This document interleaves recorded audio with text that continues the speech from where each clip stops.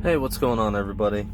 I wanted to do a quick review of this gun right here, the Ruger LCRX, a 9mm. Don't see too many reviews on this gun. I don't know why, but if you're a fan of 9mm or have a lot of 9mm and you want a revolver, this is one of the guns to look at. There's a lot of pros and cons to this gun, but I like it, and it's got a hammer. The LCRX, the lightweight carry revolver external hammer, is an interesting gun. I mean, I think it's the first polymer framed revolver, but it's kind of like a modern take on a revolver besides the Chiappa Rhino. And it's got some real big competition, especially the Smith & Wesson 642.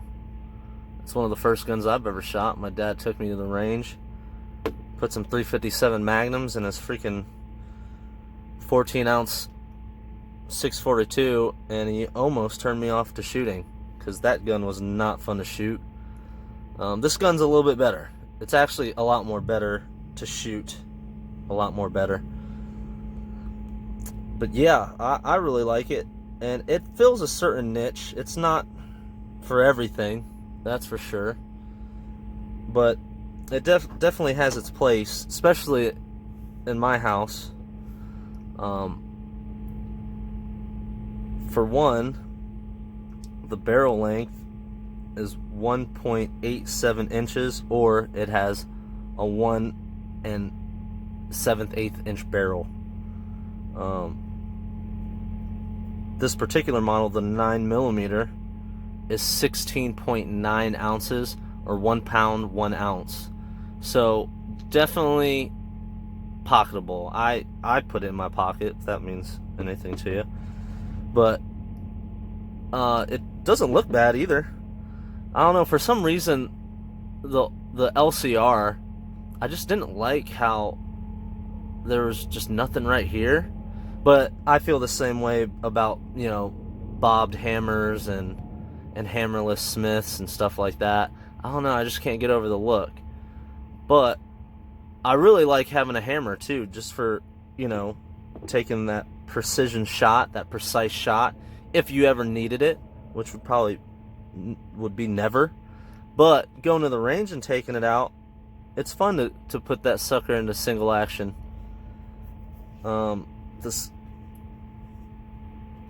LCRX right here has a PVD finish, which is holding up very nicely because this gun has about 350 rounds through it, and it has Ruger's patented anti-staging action, double action, or not anti-staging, but anti-stacking.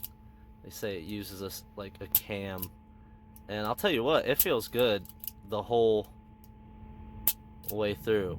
And what I just did right there is one con of the gun, is it's got kind of like a false reset, is what people say, but it's more like a training issue.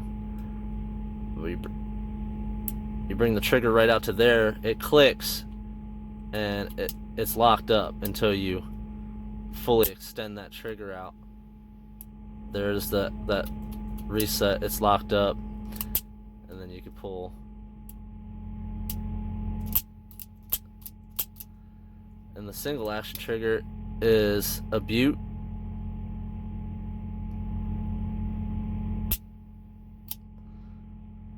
Yeah, I like it. I think it's fun to shoot. One thing that I use this gun for is if you don't have any belt loops, or you're wearing slacks, gym shorts,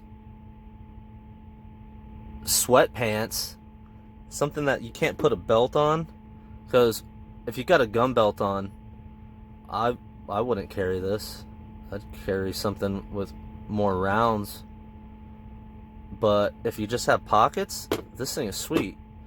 If you're freaking run out of milk, you need to go run and get a gallon, throw this thing in your jacket pocket if you got your sweats on, or in the gym. This thing is sweet to be, if you got a gym bag, this thing's great. It's got a Hogue Tamer grip on it, really nice grip, keeps it in your hands, that's for sure. And it's got these nice finger grooves, and I got medium-sized glove hands, and it fits my hand pretty well. Of course, your pinky's hanging out, so that's always a thing with small revolvers. And then this Tamer grip, if you actually take this grip apart, it's got a gel insert back here, because this thing does kick. I mean, it's 9mm. It's 100 to 150 feet a second faster than a 38 Special Plus P in the same barrel length. So there's, you're carrying still a good amount of power, so you're not sacrificing power, because you got to make up what you can with these 5 rounds. But since I'm holding this right here, it's another pro to this gun is it takes moon clips, so super easy and fast to load for beginners. There's a spent case in here, so it might be a little hard, but I mean, that's 5 and you're done. And then they all eject at the same time pretty much. And you got Ruger's push button right there. It's pretty different from Smith's and Colt's and stuff like that. But yeah, it looks good. Got a stainless steel barrel insert and then steel all the way around it. The LCR in 38 Special is 3 ounces lighter, 13.1 ounces, almost 4 ounces. But they could take a lot more material off the cylinder because, 38 Special Plus P is what, 16,000, 18,000 PSI, and 9mm is about 35, 36,000. And these ain't no joke. These are Underwood Plus P pluses with 124 grain gold dots.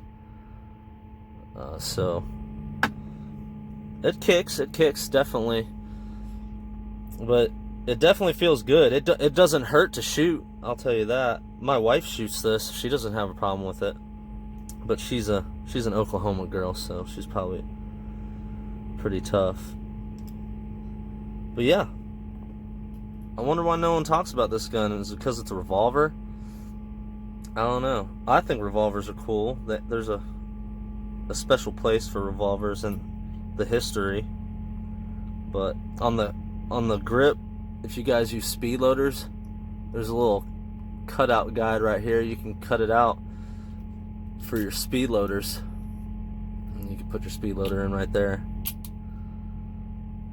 But yeah, one thing that this gun has, the Ruger LCRX, compared to, let's say, a 642 Smith & Wesson, is, first of all, it's got a shrouded extractor, or a shrouded ejector, so that's always nice. Looks good. Another thing is that PVD finish. This has 350 rounds through it. I mean, you could barely see that scar. So it's nice. I don't know, people say that the 642s, the trigger gets better over time. I'll probably have to agree with that too. But this definitely has a sweet trigger too. I don't mind it at all. Another thing that the 642 doesn't have over this is a pin front sight.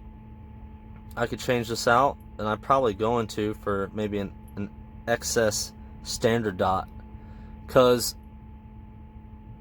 it shoots a little high for me, and it has a standard gutter sight, which is fine. But what I have to do is, instead of that being right there, I gotta take it all the way down to like right about there, and it'll shoot right on. at 10 yards. But other than that, I also had a problem with this gun one time. I took it to Florida for Christmas. My dad likes to go shooting too, and we shot about 100 rounds through it. And when I brought it back, I noticed that there was some movement between the steel portion and the polymer frame portion, the lower, where all your internals are. And I realized that this screw was backing out a little bit, and so I had to push the gun together, Loctite that sucker, and screw it back in, and now there's nothing. So I don't know if you guys, any one of y'all, had a problem with it. Let me know, because I haven't heard of that. I've heard of other people's LCRXs shooting high, and mine does. Mine shoots a little high, so I'm gonna see if I can get a different front sight for it. But yeah, that's my quick review of the Ruger LCRX and 9mm. I like this revolver, and maybe some of y'all do too. The gun that no one talks about.